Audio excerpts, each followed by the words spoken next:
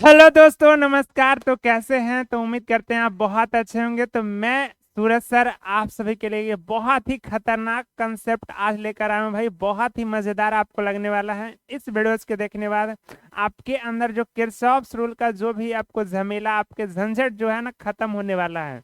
इस वीडियोस के अंतर्गत मैं आपको इतने बेहतरीन तरीके से आपको किरचॉफ्स लॉ को कंप्लीट करूंगा कि भाई आज के बाद जो है आपके दिमाग से कभी उतरने का नाम ही नहीं लेगा। तो जल्दी से फटाफट आइए और यहाँ पर जो है कंसेप्ट को समझने के लिए प्रयास करते हैं मेरे भाई। तो चलते हैं किरचॉफ स्कूल को समझते हैं। तो किरचॉफ साहब ने ऐसा क्या कह दिया जिससे कि भाई करंट्स का जो है ना पूरा न्यूमेरिकल सॉल्यूशन करने में बहुत ही काफी हेल्पफुल हो गया। मतलब कहने का मतलब किरचॉफ जो हमारे साहब थे ना, किरचॉफ साहब जी, तो उन्होंने कहे थे भाई कि जितनी धाराएं जो है आएगी उतना ही धारा जाएगी। बस सिंपल से कंसेप्ट खत्म कीजिए। अर्थात इनका कहने का मतलब था कि आने वाली धाराओं का कुल योग इक्वल टू होगा जाने वाली कुल धाराओं का योग। यानी जितना आएगा उतना जाएगा, यही इनका कंसेप्ट था। किरचॉफ का प्रथम नियम। तो किरचॉफ के प्रथम नियम को हम संधि नियम भी कहते हैं या जंक्शन का नियम कहते हैं मेरे भाई। तो चलिए हम लोग इसे आज समझते हैं किरचॉफ का प्रथम रूल को। तो चलिए फटाफट हो जाइए तैयार, और कंसेप्ट को लिखने के लिए भी साथ में हो जाएंगे तैयार मिलकर मेरे रसगुल्लो सभी लोग। और भाई आज मक्खन लगाऊंगा यार, मक्खन लगाकर आपको पढ़ाऊंगा। देख लो यार, किरचॉफ के प्रथम नियम को हम लोग समझते हैं, ठीक है। किरचॉफ के प्रथम नियम को ही हम क्या कहते हैं? इसे हम संधि का नियम भी कहते हैं मेरे भाई, ठीक है। इसे हम क्या कहते हैं? संधि का नियम, या तो फिर इसे क्या कहते हैं? धारा का नियम भी कहते हैं, ठीक है। क्या कहेंगे बच्चों? धारा का नियम कहेंगे, ठीक है। तो चलिए आज इसे हम लोग एकदम जो है बहुत बेहतरीन तरीके से हम लोग आज इसे समझने वाले हैं। चलिए परिभाषा को देखते हैं। कहते हैं किसी भी परिपथ में, ठीक है, सर्किट जिसको कहते हैं बच्चों, किसी परिपथ में, ठीक है। अब जैसे मान लीजिए कि इसमें आपको ये सर्किट परिपथ दिखाई दे रहा है। परिपथ मतलब जिसपे धाराएं चलती हैं, जिसपे आप चलते हो वही तो आपको परिपथ है ना। तो कहते हैं किसी भी परिपथ में, ठीक है, या किसी संधि पर, संधि कहने का मतलब जंक्शन, किसी संधि पर, किसी संधि पर मिलने वाली मिलने वाली समस्त मिलने वाली समस्त धाराओं का बीजगणितीय योग गणित गणितीय योग क्या होता है मेरे भाई? तो शून्य होता है, यानी कि जीरो होता है, ठीक है। शून्य होता है उसे क्या कहते हैं? शून्य होता है उसे हम क्या कहेंगे? किरचॉफ का प्रथम नियम कहेंगे, ठीक है। अर्थात कहने का मतलब जो है ना, इसे हम सिग्मा से सूचित करते हैं। सिग्मा आई बराबर क्या हो जाएगा मेरे दोस्त? जीरो हो जाएगा। तो इसी को हम क्या कहते हैं? किरचॉफ का प्रथम नियम कहते हैं, ठीक है। इसे कौन सा नियम कहेंगे? किरचॉफ का फर्स्ट रूल कहेंगे, ठीक है। मतलब इसमें जैसे कि यहाँ पे आपको पिक्चर में जो दिख रहा होगा मेरे भाई, इसी को हम जंक्शन कहते हैं। जंक्शन किसे कहेंगे? जैसे आप ट्रेन वगैरह पे आप सफर करते होंगे ना, तो जंक्शन होता है जहाँ की सभी ट्रेनें आपस में मिलती है आकर। तो वैसे यहाँ पर जितनी सारे धाराएं आकर मिलती है उसी को हम जंक्शन कहेंगे। जैसे यहाँ पर आपको साफ साफ दिख रहा होगा, यहाँ पे I1 धारा जो है इसी जंक्शन पे आके मिला, I2 धारा यहीं पे रहा, I3 है, और इसी जंक्शन से फिर ये सभी दिशाओं में फैलेगी। तो यहाँ से I4 निकला है, I5 I6 है, यानी तीन धाराएं आई है और तीन धाराएं जो है यहाँ से निकल कर गई है। तो इसी को हम क्या कहते हैं? किरचॉफ का प्रथम नियम कहते हैं।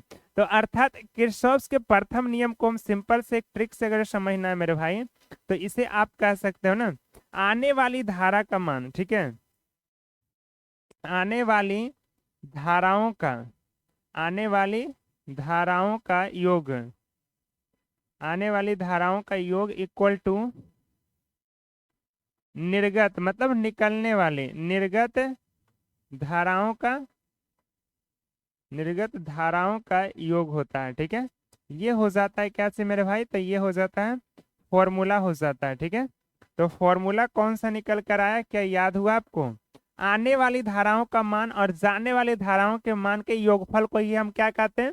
तो ये भाई किरचॉफ का प्रथम रूम कहते हैं, या तो फिर संधि का नियम कहेंगे या धारा का नियम कहेंगे। तो क्या आपको धारा का नियम समझने में कोई भी दिक्कत, कहीं भी परेशानी होगी? तो ऐसा तो उम्मीद नहीं है कि आपको दिक्कत है। और ये 5 नंबर का सवाल पूछता है एग्जाम में मेरे भाई, तो इस 5 नंबर सवाल को तो एकदम नजरअंदाज नहीं करनी है। तो चलिए अब इसी प्रकार से हम किरचॉफ के सेकेंड लॉ को समझते हैं। फर्स्ट लॉ में कोई दिक्कत आपको नहीं है मेरे भाई। फिर से एक बार देखिए, किरचॉफ के प्रथम नियम को हम संधि का नियम या धारा का नियम कहते हैं। किसी परिपथ में किसी संधि पर, ये सर्किट है, किसी संधि पर मान लीजिए जंक्शन पॉइंट है, तो इससे जो जितनी धाराओं का जो बीजगणितीय योग होगा वो क्या होगा? शून्य होगा। बीजगणितीय योग सर कैसे निकालते हैं उसे भी बता दीजिए। देखिए बीजगणितीय योग कहने के मतलब टोटल योग जितना आएगी, तो जितना आएगी तो हम इसको क्या सूचित करेंगे? I1 plus I2 plus I3, ठीक है। और जो निकल रही है तो उसको माइनस करेंगे, तो माइनस में यहाँ पे क्या हो जाएगा? I4 I5 I6 minus I4 minus I5 minus I6 equal to कितना होना चाहिए? 0। या तो फिर आप इसे क्या लिख सकते हो? सर जी मैं इसे लिखूंगा I1 plus I2 plus I3। अब माइनस को उधर भेज दीजिए तो हो जाएगा plus I4 plus I5 plus I6। ये भी आप याद रखोगे, ठीक है। ये आप याद रखो किसमें मेरे भाई? तो ये सबके फर्स्ट रूल्स में आपको याद रखनी है। क्या ओवरऑल सारे आपको आइडियाज में आपको दे दिया? चलिए सेकेंड लॉ को भी समझते हैं। आज तो फर्स्ट नियम तो आपको किरचॉफ के प्रथम नियम को तो आपके दिमाग में ठोक डाले। अब चलिए किरचॉफ के द्वितीय नियम को कैसे समझते हैं। तो किरचॉफ के द्वितीय नियम है ना मेरे भाई, तो वो है लूप के नियम पर आधारित है, यानी कि बंद बक्से के नियम पर आधारित है। तो द्वितीय नियम को समझने के लिए आपको जो ना फर्स्ट नियम से जैसे उसका जस्ट अपोजिट है। फर्स्ट नियम में खुला खुली किया था, मतलब जितना आया उतना बाहर निकल गया, मतलब जितना डालेगा उतना निकल जाएगा। लेकिन द्वितीय नियम में क्या है कि भाई ये फ्लो करेगा, एक बंद सर्किट में फ्लो करने वाला है। तो चलिए द्वितीय नियम को भी सर जी आप समझाइए तो बहुत ही बेहतरीन दमदार तरीके से। तो आइए आपको समझा देते हैं द्वितीय नियम को। जैसा कि यहाँ पिक्चर में आपको दिख रहा है कि इसमें आपको E1 और E2 के दो हम क्या ले रखे हैं? तो सेल ले रखे हैं, ठीक है। E1 से जो है I1 धारा प्रवाहित हो रही है, E2 सेल से I2 धारा प्रवाहित हो रही है। और जब ये धारा आगे बढ़ती है तो इसमें से 3 समांतर श्रेणी में हम लोग क्या लगा रखे हैं? तो प्रतिरोध है, R1 R2 और R3 प्रतिरोध को लगा रखे हैं। अब यहाँ से देखिए I1 धारा आगे बढ़ती है, फिर यहाँ से I2 धारा। अब I2 धारा के बाद I3 धारा जो है ना, ये दोनों का योग निकल कर आती है, यानी कि I1 प्लस I2 का है। अब ये धारा जब आगे फ्लो करके जाती है तो एक आपको R2 में से I2 धारा इंटर करती है, और यहाँ पर आपको R1 प्रतिरोध से I1 धारा प्रवाहित इंटर करती है। और धाराएं जो भी है ना, जैसे कि यहाँ पर पॉजिटिव टर्मिनल से निगेटिव टर्मिनल की तरफ जाएगी तब पॉजिटिव, अगर जो पॉजिटिव से निगेटिव में जाएगी तो वो माइनस की तरफ वहां पर काम करेगी। यानी कि जैसे फर्स्ट लॉ में आप पढ़े थे क्या चाहिए कि जितनी धारा आएगी उतनी धारा बाहर निकलेगी, अर्थात सिग्मा आई बराबर क्या होती है? 0 होती है। द्वितीय नियम में जस्ट उसका अपोजिट है कि यहाँ पर सिग्मा भी बराबर, यानी कि विभवांतर उसका 0 होगा। तो चलिए हम उसे वही चीजों को लिखते हैं एक लाइन में मेरे भाई। तो आइए, तो कहते हैं इसे तो सबसे पहले किरचॉफ के द्वितीय नियम को हम क्या कहते हैं? लूप का नियम कहते हैं, ठीक है। लूप का नियम, या तो फिर इसे हम क्या कहते हैं? बंद पास का नियम कहते हैं, ठीक है। क्या कहते हैं? बंद पास का नियम, बंद पास का नियम, ठीक है। अब चलिए इसका पूरा एक्सप्लेन करते हैं मेरे भाई। तो इसका डेफिनेशन देखिए, कहते हैं किसी विद्युत परिपथ में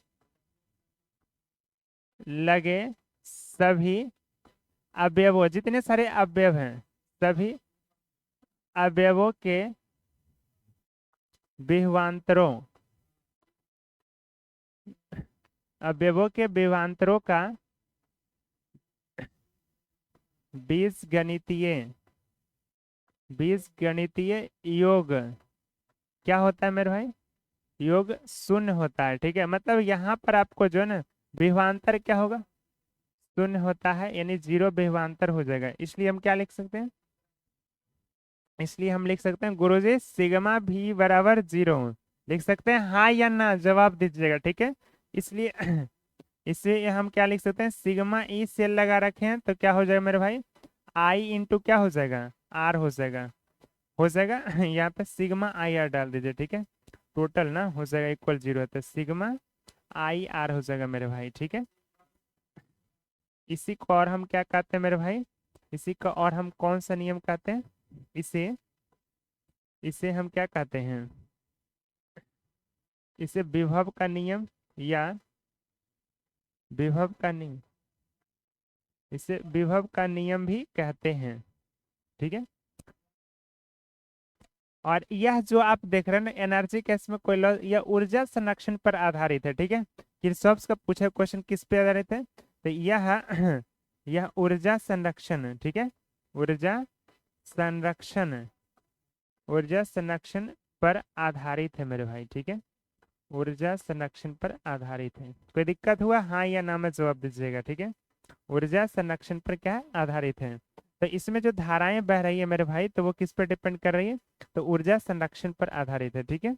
अब चलिए इसका अगर जो आपको मेथड लगाकर फॉर्मूला आपको निकालने है मेरे भाई, तो अब चलिए इसमें देखिए, दो बंद पास आपको दिखाया। बंद पास यहाँ पे ये दिखाई दे रहा है, एक बंद पास ये दिखाई दे रहा है आपको। तो बंद पास हम फर्स्ट के लिए चलते हैं। ठीक है। मैं लिखूं यहाँ पर, लिखिए गुरुजी, यहाँ पर मैं लिखूंगा बंद पास, बंद पास फर्स्ट के लिए देखते हैं। ठीक है। उसमें क्या धारा प्रवाहित हो रही है जरा देखो। यहाँ पर देखिएगा मेरे भाई, तो यहाँ पर धारा आई हो रही है। ठीक है। और यहाँ पे कौन सा प्रतिरोध जनरेट हो रखा है? R1। इसलिए हम लिख सकते हैं क्या? इसलिए हम लिखेंगे I1 इंटू क्या लिख सकते हैं? I1 into R1। अब यहाँ पर देखिए सेकेंड में, यहाँ पे हो जाएगा I2, I2 धारा है। और क्या हो जाएगा मेरे भाई? Into R2। ठीक है। I1 अब इक्वल टू, दोनों धारा इक्वल है। अब इसमें क्या हो जाएगा? तो इसमें आप देखिएगा तो हो जाएगा E1, E1 विभव लगा, E1 माइनस क्या हो जाएगा? E2 हो जाएगा। ठीक है। इसी प्रकार से आप क्या लिख सकते हो मेरे भाई? अब इसी प्रकार से बंद पास सेकेंड के लिए देखिएगा, बंद पास, बंद पास 2 के लिए देखिएगा। यहाँ पर बंद पास 2 है, तो बंद पास 2 में क्या हो जाएगा? तो इसमें से देखिए I2 धारा है, R2 प्रतिरोध लगा हुआ है, तो आगे जब बढ़ेगी प्रतिरोध तो क्या हो जाएगा? पर मैं लिखूं यहाँ पे I2 इंटू क्या हो जाएगा? R2 प्लस यहाँ पर होगा, आगे बढ़ रही है तो यहाँ पर क्या हो जाएगा? I3 इंटू क्या हो जाएगा मेरे भाई? R3 हो जाएगा। अब यहाँ पर क्या हो जाएगा? E2 हो जाएगा। होगा कि नहीं हुआ? सिर्फ ये दूसरे विभव में क्या हो रही है? इंटर कर रही है सेल में। अब इसलिए दोनों को कंपेयर कर दीजिएगा। तो यहाँ पर आप देखिए क्या हो जाएगा ना, I2 इंटू क्या हो जाएगा? I2 into R2। सर जी ये तो कोई दिक्कत नहीं है, प्लस का साइन है, प्लस में दे दिया। ठीक है। अब ये I3 को देखिए जरा सा, I3 का मान क्या है मेरे भाई? I2 सॉरी, यहाँ पर क्या हो जाएगा? I1 प्लस क्या है? I2 इंटू क्या हो जाएगा? इंटू हो जाएगा R3 हो जाएगा। होगा कि नहीं? बराबर क्या हो जाएगा? E2 हो जाएगा। हाँ जी, तो ये आपको समझ में आई मेरे भाई? तो यहाँ पर आप देखिए ना, तो E2 का मान जो है, अब यहाँ पर E2 का भी वैल्यू पुट करोगे तो भाई E1 का भी वैल्यू आपको निकल जाएगा। इस प्रकार से आपको बंद पास जो है सेकेंड लॉ जो है किरचॉफ का द्वितीय नियम जो भी आपको समझ में आया होगा। हाँ या ना में जवाब दीजिए। समझ में आया या नहीं बच्चों? हाँ बताइए आप लोग। किरचॉफ का सेकेंड लॉ जो आपको E2 का जो वैल्यू है वो आपको पता चला कि नहीं? E2 का मान क्या हो जाएगा? I2 into R2 plus I1 plus R2 into R3 हो जाएगा। तो ये कहलाता है किरचॉफ का द्वितीय नियम। किरचॉफ का द्वितीय नियम जो है ना, विभवांतर का जो योग होता है, बीजगणितीय योग होता है, क्या हो जाएगा? शून्य हो जाएगा। जबकि किरचॉफ का जो प्रथम नियम है मेरे भाई, उसमें जो है क्या आया था? तो ये विद्युतीय धाराओं का योग क्या आया था? शून्य आया था। ठीक है। यानी सिग्मा I बराबर 0, और यहाँ पर क्या आया था? सिग्मा V बराबर 0। तो किरचॉफ का आपको फर्स्ट नियम और सेकेंड नियम आपको बहुत अच्छे समझ में आ गया होगा। 5 नंबर आपके मुट्ठियों में हो जाएंगे मेरे भाई। तो बस आपको वीडियोस बेहतरीन लगा होगा ना, प्लीज वीडियोस को लाइक कर दीजिएगा, शेयर कर दीजिएगा, और चैनल पर नए आते होंगे तो सब्सक्राइब करना बिल्कुल नहीं भूलिएगा मेरे भाई।